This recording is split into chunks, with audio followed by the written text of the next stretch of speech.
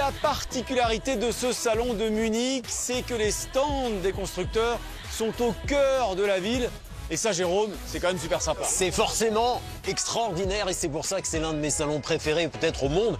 Regarde, on est au niveau des bâtiments qui sont colorés, les statues et cette voiture, BMW iX3, le constructeur local évidemment. Moi, il joue à domicile. Et c'est une voiture essentielle. Hyper importante. Mais il y a peut-être une voiture comme ça par décennie chez un constructeur. Et celle-là change tout. C'est donc un SUV 100% électrique avec une toute nouvelle plateforme, toute nouvelle électronique. Elle s'appelle iX3 Neue Klasse, comme le nom des BMW des années 60.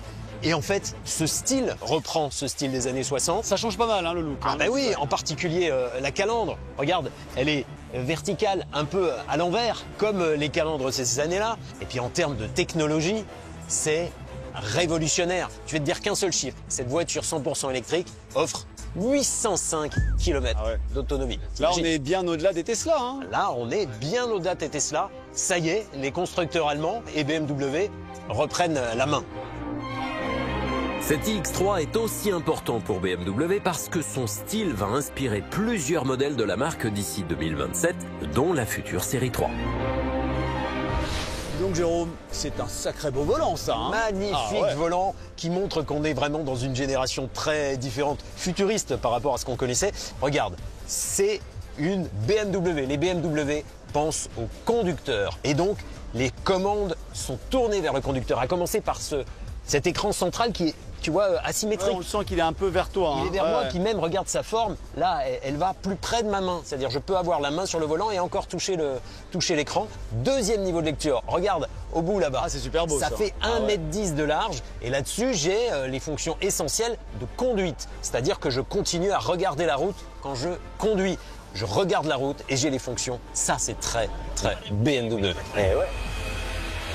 Un peu plus loin dans la ville, Mercedes a construit l'un des stands les plus spectaculaires. La façade arbore une calandre géante. C'est le nouveau design du constructeur. Et en général, Jérôme, lorsqu'il y a une nouveauté chez BMW, il y a une réponse chez Mercedes. Exactement, on sait très bien que les deux concurrents se marquent à la culotte, comme on dit en foot. Évidemment, GLC directement comparable au X3. iX3 électrique, et ben GLC électrique aussi, et lui aussi il est révolutionnaire par une toute nouvelle plateforme, de toutes nouvelles offres de performance en termes de vitesse de recharge, d'autonomie, plus de 700 km d'autonomie et de propositions électriques vraiment intéressantes, meilleures que Tesla. Après, niveau style, autant chez BM, il y a eu beaucoup de changements. Là, chez Mercedes, on reste dans la continuité quand même. C'est dans la continuité, sauf là. Ah oui. Je voudrais que tu regardes bien. Grosse calandre, hein. Ça. Énorme calandre, mais c'est très Mercedes. C'est la même calandre que les calandres des Mercedes des années 70. Il y en a une juste à l'entrée du stand. C'est la même grille qui occupe toute la largeur de la voiture. Alors attention, c'est pas une calandre, c'est pas une grille à l'ancienne, parce que ça, tout ça, c'est des LED. Hein. C'est des LED, c'est-à-dire que ça, c'est une lumière en fait. Et donc c'est du plastique. Et donc j'ai quelques doutes quant au fait que, par exemple, à Paris, quand on va se garer dans la rue... parce qu'à Paris, comme dans les grandes villes, on se gare un peu au toucher, c'est tout rond. Au toucher, voire au bruit. Mais ça c'est très très visible, et ça, c'est très anti-Tesla. C'est-à-dire autant une Tesla, il n'y a pas de calandre, autant là, ça dit, nous on est Mercedes. Et c'est un peu pareil à l'intérieur. Et à l'intérieur, regarde cette chose-là, tu peux pas la rater. Ce n'est qu'un seul écran qui va d'un bout à l'autre de la voiture, qui fait 1 mètre de large. C'est énorme. L'autonomie atteint 713 km sur le GLC, c'est pour le printemps prochain. Mais lui fera encore mieux en termes d'autonomie. Le nouveau Mercedes CLA Shooting Brake, toujours aussi beau, annonce une autonomie de 761 km en électrique. Et son habitacle reprend cette même idée d'un écran qui occupe toute la largeur. C'est pour début 2026. Et cette petite astuce, si vous regardez bien la calandre, quand c'est plein, c'est une version électrique. Quand c'est ajouré, c'est une version hybride. C'est la bonne nouvelle pour qui ne souhaite pas de voiture électrique. La berline CLA et le CLA Shooting Brake seront bien vendus en full électrique essence. Ça commence avec la berline à la fin de l'année. Cette technologie-là, en revanche, n'est pas pour tout de suite. Cette fusée sur roue s'appelle Mercedes Concept AMG GT XX. Ce prototype a battu 25 records historiques, entre autres il a parcouru la circonférence de la planète, soit plus de 40 000 km en moins de 8 jours, quasiment à plus de 300 km/h en permanence. Tout ça en rechargeant à 850 kW du très haut débit. Alors ce concept sportif existera bien en série en 2027 avec un style très proche de ce prestigieux prototype orange ultra technologique.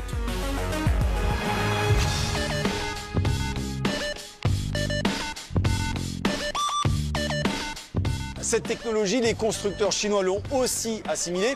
Ils sont nombreux à Munich, on va en reparler. Là, on est chez Xpeng. Ils ont poussé le truc assez loin, on est dans le fantasmagorique. Ouais, carrément. La voiture volante comme un drone. Et puis, le robot humanoïde, un petit air de Terminator. Ouais, complètement. Mais là, on est vraiment dans la technologie qui nous parle. Bien sûr. Et pourquoi? C'est parce que les Chinois, ils n'ont pas l'histoire dans l'automobile qu'ont les constructeurs européens, les constructeurs allemands qui ont cette histoire dans le premium.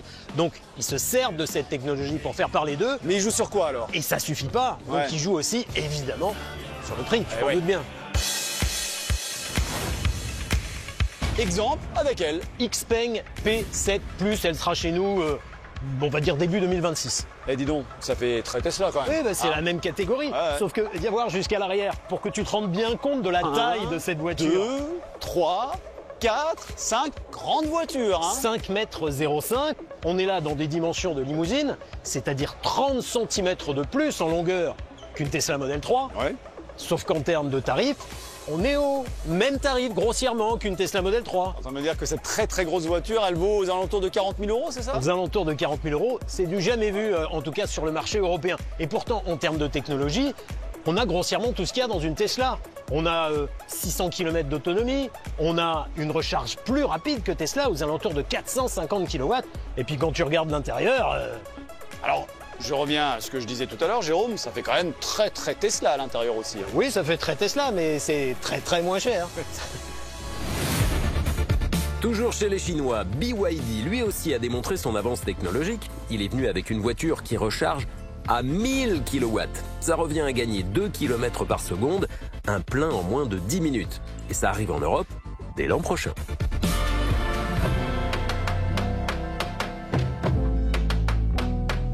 Bon Jérôme, on est reparti à l'extérieur ici à Munich. La pluie a fait son apparition, c'est le risque. L'Allemagne en septembre de temps en temps, mais ça va s'arrêter là. Alors, le constructeur chinois de voitures électriques le plus connu aujourd'hui, c'est sans doute BYD. C'est BYD, c'est le premier vendeur de voitures électriques dans le monde. Mais ils ne savent pas faire que des voitures électriques, ils savent aussi faire des voitures hybrides et hybrides rechargeables. Ça, c'est un hybride rechargeable. Ce break là, tel que tu le vois, il est unique au monde parce qu'il offre, à ma connaissance, la meilleure autonomie du marché.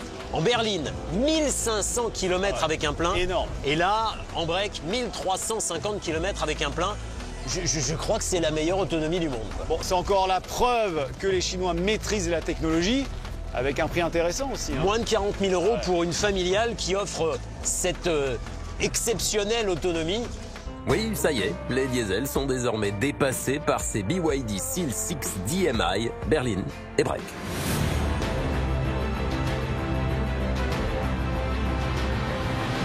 Bon Jérôme, on a vu tout à l'heure BMW, on a vu Mercedes, et forcément il fallait qu'on parle du troisième larron premium chez les Allemands, Audi, qui est venu avec ce concept très spectaculaire. Qui fait parler. Le concept C. Alors, moi je vais te dire franchement, quand je l'ai vu en photo, j'étais pas fan, et c'est vrai qu'en vrai il est beaucoup plus joli, mais il nous fait quand même penser à ce fameux concept Jaguar dont on a beaucoup parlé ces derniers mois. Écoute, j'ai envie de te dire, c'est la patte du maître, c'est la patte de l'artiste, parce que c'est le même designer, Massimo Fraccella, qui a dessiné le concept dont tu parles et qui a dessiné ce concept-là. Il est chez Audi maintenant depuis 1 an, mais il y a tous les codes Audi. Il y a la couleur, il y a le côté rond et très bas d'un TT, d'une R8, d'une Auto Union de 1936. Alors c'est un concept, mais on n'est pas loin de la voiture de série. Mais c'est pas qu'une œuvre d'art. Il sera produit en série en 2027. À 90%. C'est pas mal. Alors, on parlait de la R8 tout à l'heure. Est-ce que, comme à l'époque de la R8, lorsqu'elle est sortie, ça va définir le style Audi? Parce que, souviens-toi, la R8, il y avait la calandre single frame, les pharettes, c'est un peu pareil pour, tu parles de calandre. Cette calandre-là, oui, elle sera clairement sur tout un tas de véhicules de série à partir de 2027. Elle inaugure un changement de design au sein d'Audi. Mais il y a quelque chose qu'on n'a pas encore montré et qui est essentiel dans cette voiture et qui va participer de ce côté théâtral. Ne va pas m'abîmer ses sièges, Jérôme. Oui, je fais très attention parce que c'est un concept car unique. Oh mais dis donc, c'est un cabriolet en plus. C'est un coupé cabriolet à toit rigide et je trouve qu'elle est encore plus belle quand elle est ouverte, quand elle est décapotée. Ça lui donne vraiment ce côté encore plus théâtral, encore plus exceptionnel. Et puis ça nous permet de voir l'intérieur du coup très simpliste. Très épuré, Ouais. mais pas de gros écran central. Enfin, c'est un écran qui se rentre à l'intérieur du C'est tableau de marrant, bord. hein, Jérôme, on retrouve ce côté un peu anti-Tesla. Hein. C'est une On retrouve tendance. ce hein. côté Ouais. anti-Tesla, mais même, on trouve une voiture, entre guillemets, qui donne du désir dans l'éco d'Audi. On est dans le gris, on est dans la sobriété, on est dans la simplicité. C'est une voiture qui fait envie, quoi. Elle est pas mal. Franchement, elle est pas mal. Encore 2 ans pour la découvrir en concession aux alentours des 120 000 euros. Mais lui, il arrive maintenant et c'est votre Audi préféré. Quelques mois après le SUV Q3, voici la version SUV coupée sur la même base, le Q3 Sportback. C'est un best-seller grâce à son style plus sportif mais aussi à sa banquette arrière coulissante, c'est tant mieux pour le coffre. Et son style intérieur a totalement changé avec cet écran de plus de 30 cm. Plusieurs motorisations dont un hybride rechargeable qui offre 120 km d'autonomie en pur électrique. Regardez, on est dans une cour d'un bâtiment du XIVe siècle et c'est ici que Cupra a décidé de mettre son stand, cette magnifique structure, et ça va très bien avec le concept car que présente la marque espagnole. On va tout de suite retrouver Jérôme avec le designer. Un bâtiment organique pour un chocard théâtral. Le Cupra Tindaya, un SUV coupé, feu travaillé, couleur changeante, prêt à bondir. Les sièges flottent comme par magie. Ils sont attachés à la console centrale, ça crée cet effet waouh. Et parce que chez Cupra on aime conduire, tout est centré sur le conducteur. Le Tindaya va influencer les futurs Cupra, plus dynamiques, plus spectaculaires, plus singulières. Chez Volkswagen, on change son fusil d'épaule. La marque continue dans l'électrique, mais avec désormais ses modèles stars. C'est le retour des noms, surtout quand ils sont célèbres. La future citadine électrique ne s'appellera pas ID.2, mais ID Polo, qui vient juste de fêter ses 50 ans. Et c'est une traction, encore un changement. Elle arrivera dans un an à partir de 25 000 euros, une vraie concurrente des Renault 5 et Peugeot 208 électriques. Et il y aura même une ID Polo GTI, là c'est pour octobre 2026. 226 chevaux, un châssis sport, mais un tarif qui tournera sûrement autour des 40 000 euros. Vous le voyez, elles sont encore camouflées et on ne verra pas l'intérieur, sauf si on jette un œil dans la 3e électrique présentée chez Volkswagen, un petit SUV urbain appelé ID Cross qui aura le même habitacle que l'ID Polo. Alors voyons ce que ça donne, Jérôme, parce que dans mon souvenir, les intérieurs d'ID, c'était pas un truc de dingue. Hein. C'était pas la meilleure qualité Ouais, de fabrication proposée par Volkswagen.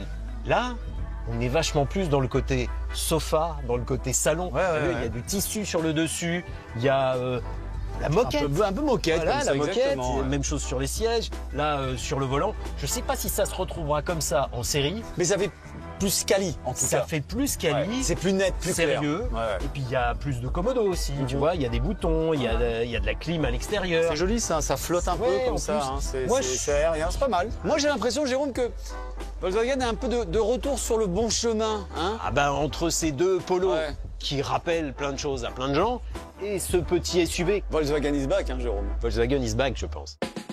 Et si l'électrique ne vous intéresse pas, le SUV T-Roc change de génération, mais reste en essence. Il grandit de 12 cm et devient presque un SUV de taille moyenne. Il arrive à l'été prochain avec les moteurs de la Golf, en hybride léger et même en full hybride, sûrement aux alentours des 30 000 euros. Ça pourrait bien être un carton commercial.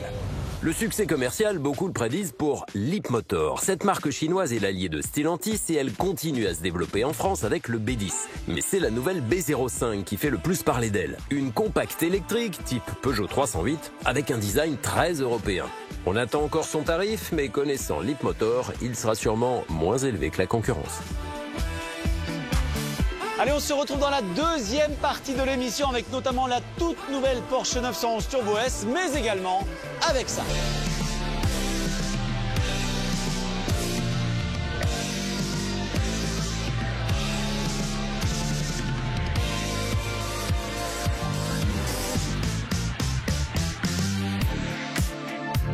retour dans Automoto, bienvenue si vous venez de nous rejoindre. Nous sommes toujours au salon de Munich. On va tout vous dire dans quelques minutes sur la toute nouvelle Renault Clio, la Clio 6. Mais on va s'intéresser tout de suite à l'autre star de ce salon, c'est la toute nouvelle Porsche 911 Turbo S avec Jérôme qui est en train de faire mumuse à l'intérieur. Ça suffit maintenant, Jérôme. Eh, dis donc, une Turbo S hybride. Ça lui permet surtout d'être la 911 de série la plus puissante de l'histoire. 711 chevaux. Le 0 à 100, elle le fait en 2 secondes 5. C'est un temps de Bugatti, un temps d'hypercar, quoi. Et tu t'imagines, sur ces 2 secondes 5, elle met 9 mètres à l'ancienne 911 Turbo S qui ne faisait que 650 chevaux. Il y a un gros gap. Alors que esthétiquement, finalement, on retrouve tous les codes. On retrouve tous les codes. À l'intérieur, c'est pareil. Tu sais, c'est la position de conduite parfaite. Enfin, tout est à sa place, quoi. C'est une Porsche 911. Bon, zéro défaut? Alors moi j'en vois quand même deux. Bon, d'abord le défaut évident pour ceux qui ne peuvent pas se la permettre. Ouais, elle coûte 275 000 € en coupé, 290 000 € en cabriolet, parce qu'elle sortira aussi en cabriolet. Et puis il faut rajouter le malus. Donc on est bien au-delà des 300 000 € en tout cas en France. Parce que Jérôme, on le précise, c'est une hybridation qui est faite pour la performance, mais qui ne permet pas à cette voiture d'échapper au malus. Non. Et moi j'en vois un deuxième qui est plus porté sur la performance que sur le prix. C'est qu'elle fait quand même plus de 1700 kg, 1740 kg. Ça commence à faire beaucoup pour une 911. Ouais, c'est 85 kg de plus que l'ancienne génération, mais d'un autre côté, cette 911 Turbo S a explosé le record de l'ancienne Turbo S sur le Nürburgring. Elle a amélioré le record de ce modèle de près de 14 secondes. Ça fait une différence. Et comme le Nürburgring, c'est le juge de paix des sportives, ça prouve que ce poids-là, eh ben, le talent des ingénieurs de Porsche, ça peut contourner ce poids. Bon, on va se balader? Allez, on continue.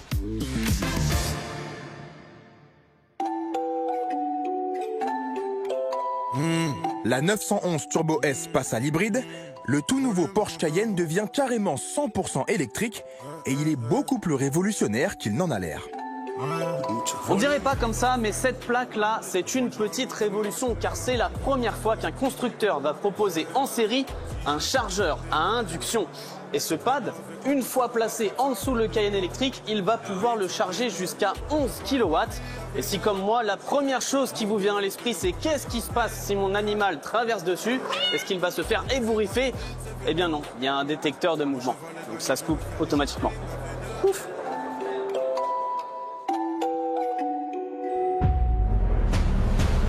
Le grand rival Ferrari, pourtant absent de Munich puisque la marque boude les salons traditionnels, a tout de même choisi cette semaine pour dévoiler celle qui fait renaître l'appellation mythique Testarossa.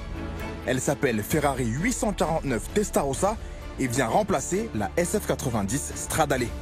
Et à peine arrivée, elle a déjà explosé d'1,5 seconde, le temps de sa devancière sur le circuit maison de Fiorano. Sous son capot, toujours un V8 biturbo hybride, porté à 1050 chevaux, suffisant pour abattre le 0 à 100 en 2 secondes 3 et atteindre 330 km/h en pointe. Des performances très Ferrari, tout comme son prix, qui devrait flirter avec les 500 000 €.